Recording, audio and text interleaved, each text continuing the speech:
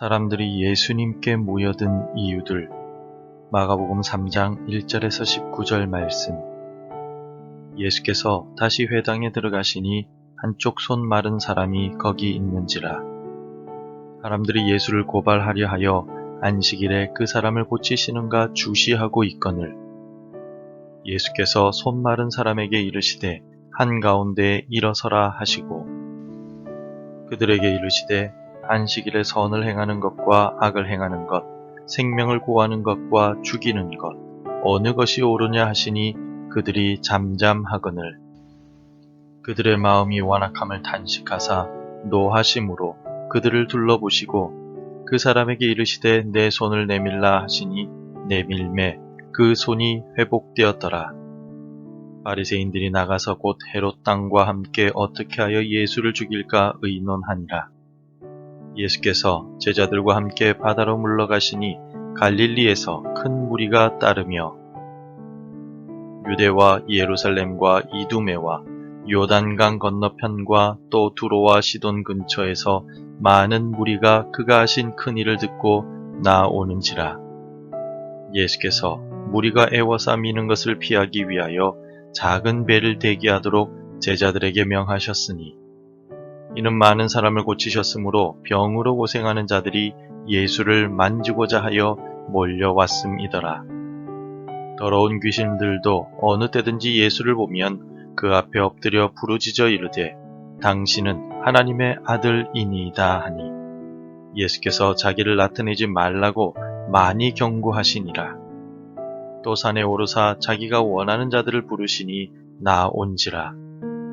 이에 12를 세우셨으니 이는 자기와 함께 있게 하시고 또 보내사 전도도 하며 귀신을 내쫓는 권능도 가지게 하려 하심이러라.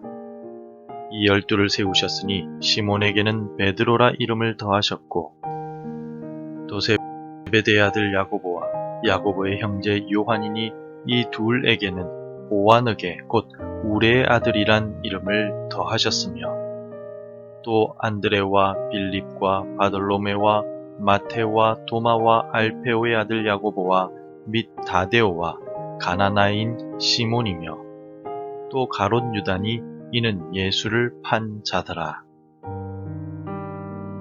신학교를 다녔다가 동양 철학도 깊이 공부한 강사 한 사람이 자주 나와서 강연하는 EBS 방송의 프로그램이 있었습니다. 저도 몇 번 봤습니다만 자신이 신학교를 조금 다니고 나름대로 공부한 것을 토대로 예수님에 대해 자기 나름대로 해석하고 설명하는 내용의 강연이었습니다.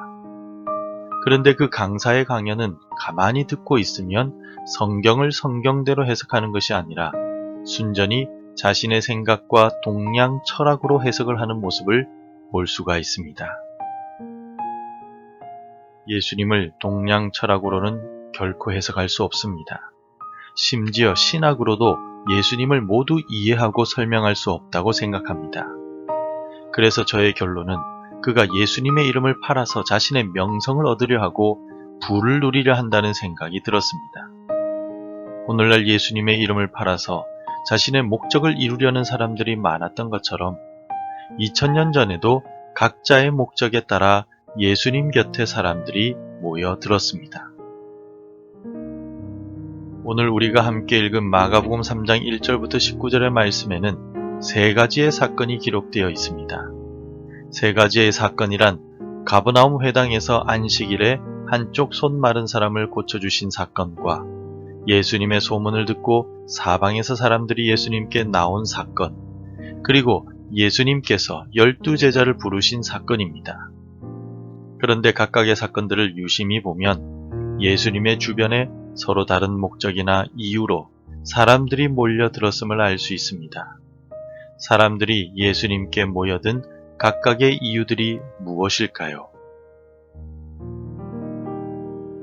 가장 먼저 예수님을 예의주시하고 예수님의 주변에 모여들었던 사람들 중에는 회당에 있던 사람들이 있었습니다.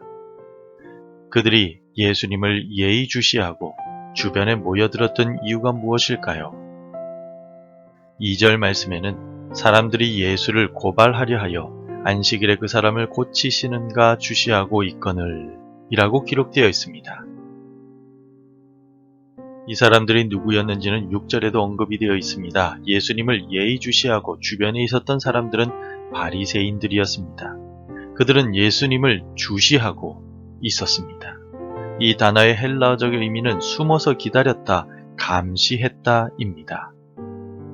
그리고 형태는 미완료 형태이기 때문에 예수님을 주시하고 있는 행동은 계속적이고 반복적이었음을 뜻합니다. 2절에 의하면 바리새인들은 예수님을 고발하기 위해서 계속해서 쫓아다니며 주변에서 숨어 기다리고 감시했음을 알 수가 있습니다. 예수님의 주변에는 예수님을 만지기 위해서 몰려들었던 사람들도 있었습니다. 이들의 대부분은 여러 가지 면에서 문제가 있었던 사람들이었습니다. 10절을 함께 읽겠습니다. 이는 많은 사람을 고치셨으므로 병으로 고생하는 자들이 예수를 만지고자 하여 몰려왔음이더라. 이들의 정체는 병으로 고생하는 자들이라고 마가는 분명하게 밝히고 있습니다. 이들은 각종 질병이나 귀신이 들린 채로 고생하고 고통 속에 있는 사람들이었습니다. 하나님께 버림받거나 하나님의 심판을 받아 질병에 걸렸다고 생각하던 당시의 상황을 본다면 이들은 다른 사람들에게 비난받고 소외되며 손가락질을 당하던 사람들이었습니다. 하지만 이들은 모두 자신들의 문제점을 해결하기 위해 예수님께 나온 것이지 예수님께서 전해주시는 복음과 영생에 관심이 있었던 것은 아닌 것 같습니다. 이들은 단순히 예수님을 기적을 일으키는 사람으로만 생각했을 뿐 하나님의 아들이자 그리스도라고도 생각하지 않았던 것 같습니다. 예수님의 주변으로 모여들었던 마지막 종류의 사람들은 예수님의 부르심을 받고 예수님과 함께하며 예수님께서 하시는 사역을 따르기 위해 모여들었던 사람입니다. 14절과 15절입니다.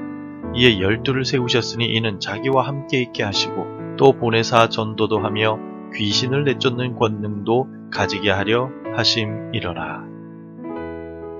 예수님과 함께 하기 위해 모였던 사람들은 예수님께서 부르신 사람들이었으며 함께하는 사람들이었습니다. 그리고 예수님은 이들에게 두 가지의 사명을 주셨습니다. 첫째는 예수님과 함께하며 예수님을 돕는 사명이었고 둘째는 사람들에게 나아가서 귀신을 쫓아냄으로써 하나님의 나라가 가까이 왔음을 전하고 증명하기 위함이었습니다. 이들은 예수님에 대한 개인적인 욕심이나 자기만의 목적이 있었던 것이 아닙니다. 이들은 오직 부르심에 응답하고 하나님의 나라와 복음을 위해 예수님의 곁으로 몰려들었던 사람들입니다. 성도 여러분, 예수님의 주변에는 크게 세 종류의 사람들이 몰려들었습니다. 그들 중에는 예수님을 반대하며 고발하기 위해 감시하는 사람들이 있었고 자신들의 목적을 이루기 위해 예수님의 주변으로 몰려들었던 사람들도 있었습니다. 그리고 주와 함께하며 하나님 나라의 복음을 위해 온전히 헌신하기 위해 모인 사람들도 있었습니다. 그렇다면 우리가 예수님께 나오며 주님을 따르는 이유는 무엇입니까? 나는 왜 예수님을 믿고 따르는 것입니까? 혹시라도 성경의 잘못된 부분이나 앞뒤가 맞지 않는 부분을 찾아내려는 것입니까? 아니면 무엇인가 신기한 일을 경험하고 내가 바라는 일들을 이루기 위해서입니까? 아니면 12 제자들처럼 주의 부르심을 받고 주님과 날마다 동행하고 복음을 전하기 위해서입니까? 나의 욕심을 채우기 위함이 아니라 주님의 뜻을 이루고 복음을 전하기 위해 예수님께 가까이 나오는 우리의 삶이 되길 바랍니다. 하나님의 나라와 의를 먼저 구할 때 우리의 필요도 하나님께서는 채워주십니다. 성도 여러분, 예수님 주변에는 항상 사람들이 많았습니다. 그들 각자는 자신들의 목적을 가지고 주님 곁에 머물렀습니다. 일부는 주의 부르심을 받아 주와 함께하며 주를 돕고 주의 복음을 전하기 위해 주변에 머물렀습니다. 하지만 우리 주님께서 겟세마네 동산에서 간절히 기도하실 때에는 아무도 주와 함께 깨어있지 못했고 그분이 재판받으실 때 아무도 그의 곁에 없었습니다. 십자가에서 운명하실 때 철저히 예수님은 혼자이셨습니다. 이 모든 것을 성경을 통해 알고 있는 우리는 어떤 순간에도 주님을 떠나지 않겠노라 결단합시다. 주님을 또다시 혼자 두지 말고 항상 주님 곁에 머무르며 주님의 기쁨이 되는 주의 백성들이 되실 수 있기를 간절히 소망합니다. 기도하겠습니다. 죄악 가운데 살아가던 나를 먼저 찾아오신 예수님, 주님의 십자가의 은혜로 내가 구원을 받았습니다. 하지만 내 마음에는 순수한 마음으로 주님의 은혜와 사랑에 감사하여 주와 동행하기보다는 내 뜻과 욕심을 채우기 위해 믿음을 이용하려는 유혹에 빠질 때가 있습니다. 주님의 마음을 깊이 깨닫고 전심으로 주님만 사랑하며 주와 동행하는 삶을 살게 인도해 주옵소서. 예수님의 이름으로 기도드립니다. 아멘. 계속해서 함께 기도해 주시기 바랍니다. 감사와 찬송으로 주와 동행하는 하루가 되게 하옵소서. 주와 동행하며 주를 떠나지 않게 하옵소서. 우리 가정이 믿음의 가정, 소망이 충만한 가정 되게 하옵소서. 날마다 주께 더 가까이 나아가는 삶을 살게 하소서. 오늘도 말씀대로 살아가며 열매 맺는 하루가 되시기를 축복합니다.